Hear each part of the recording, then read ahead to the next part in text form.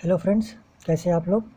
तो आज हम देखने वाले हैं difference between memorandum of association and article of association. तो आर्टिकल ऑफ एसोसिएशन और मेमोरेंडम ऑफ एसोसिएशन के बीच में डिफरेंस क्या है, ये आज हम देखने वाले हैं। हमने ऑलरेडी देखा हुआ है कि मेमोरेंडम का आर्टिकल क्या है, ऑलरेडी हम पूरा देख चुके हैं। तो आज हम इस दोनों के बीच का अंतर जानेंगे कि दोनों के बीच में डिफरेंस क्या है। जो फर्स्ट पॉइंट है, मीनिंग से लिखेंगे। और एक बार और ध्यान रखिएगा, अगर आप 11-12 का एग्ज़ाम दे रहे हैं तो आपको इसी फॉर्मेट में लिखना है, जिस फॉर्मेट में यहाँ मेरे पास पड़ा हुआ है उसी फॉर्मेट में आपको लिखना है। बट अगर आप 11-12 का आपको दूसरा एग्ज़ाम देने वाले हैं और अगर उस एग्ज़ाम में क्वेश्चन आता है तो आप इसको पैराग्राफ के फॉर्म में भी लिख सकते हो, कोई वहाँ पे आपत्ति नहीं है। लेकिन आप स्पेशली ध्यान रखें 11-12 में तो आपको इसी टेबल के फॉर्म में ही लिखना है और दूसरे किसी फॉर्म में लिखना नहीं है। अदरवाइज़ आप क्या कर सकते हैं, अगर आप अदर एग्ज़ाम दे रहे हैं तो आप इसे पैराग्राफ फॉर्म में लिख सकते हैं। पैराग्राफ इन द सेंस, आप पहले मेमोरेंडम ऑफ एसोसिएशन लिखिए, उसका पूरा डिटेल लिखिए, फिर आप आर्टिकल पाइए और उसका पूरा डिटेल लिखिए। तो चलिए एक एक करके शुरू करते हैं, एक एक पॉइंट करके शुरू करते हैं। सबसे पहले हमने रखा है मीनिंग। तो it is the document which defines the AIIMS and object of the company. ठीक है, तो मेमोरेंडम ऑफ एसोसिएशन क्या डिफाइन करता है, AIIMS and object of the company, कि कंपनी का एम क्या है और कंपनी का ऑब्जेक्ट क्या है, ये कौन डिफाइन करता है, memorandum of association. Article of association, it is the document which contains the rules and regulation for internal management of the company. तो आर्टिकल ऑफ एसोसिएशन में क्या होता है, rules and regulation for internal management of the company, कि जो company है उसका जो अंदरूनी मामला है वो किस प्रकार चलेगा, कंपनी इंटरनली कैसे फंक्शन करेगी, कंपनी कैसे चलेगी, वो मेरा कहाँ पर लिखा रहता है, आर्टिकल ऑफ एसोसिएशन में। नेक्स्ट है स्टेटस। जो सेकंड पॉइंट हमने रखा है वो क्या है, स्टेटस है, it is the primary document without which no company can be form.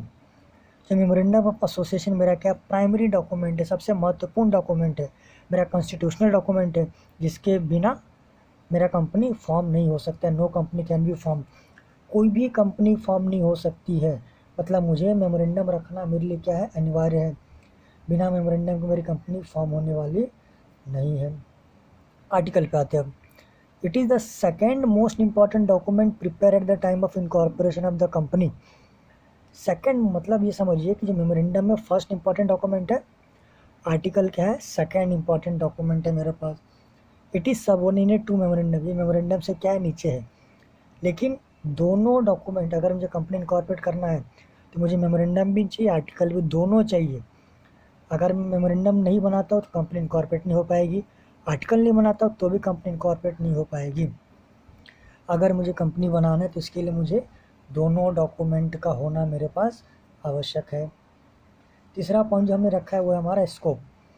तो it Lay's down the area beyond which the activity of the company can not go.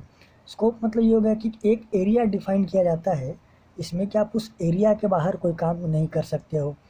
तब मेमोरेंडम में आपको मतलब आपके कंपनी को जो जो काम करना है हम क्या करेंगे, अपने मेमोरेंडम ऑफ एसोसिएशन में लिख के रखेंगे। तो जो जो हमने लिखा है बस वही काम कर सकते, उसके बाहर का हम कोई भी काम नहीं कर पाएंगे। It Lay's down the boundary with in which the article will be framed. हम मेमोरेंडम में एक बाउंड्री सेट करेंगे कि हम इतना ही काम करने वाले, इसके अलावा हम कोई दूसरा काम करने वाले नहीं है।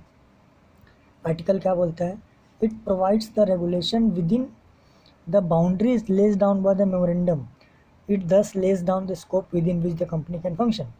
It provides the regulation within the boundary. अब उस काम को जैसे जैसे करना है, कैसे करना है, उसके लिए वहाँ पे क्या दिया रहेगा, रेगुलेशन, एक नियम कानून लिखा रहता है कि मुझे उस रूल्स एंड रेगुलेशन के भीतर ही काम करना है। दस is less down the scope within which the company can function. तो एक स्कोप रहता है कि कंपनी इसी के अंदर फंक्शन करना है। तो ये मेरा कहाँ पर रहता है, आर्टिकल पर रहता है मेरा। नेक्स्ट जो हमने लिया हुआ है कंटेंट इन विच।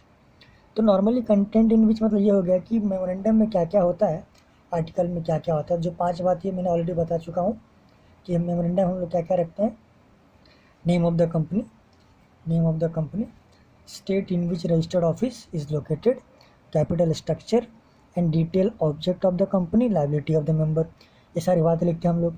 आर्टिकल में हम क्या लिखते हैं, normally internal rules and regulation होता है, साथ में क्या क्या देते हैं हम लोग, details of allotment of securities, appointment duties, power director, auditors, office winding of procedure, arbitration, call in share, for feature, surrender of share, ये सारी बातें हमने देखी है। Relation, it defines relation between company and outsider. Memorandum क्या करता है, company और आउटसाइडर के बीच में एक रिलेशन शो करता है।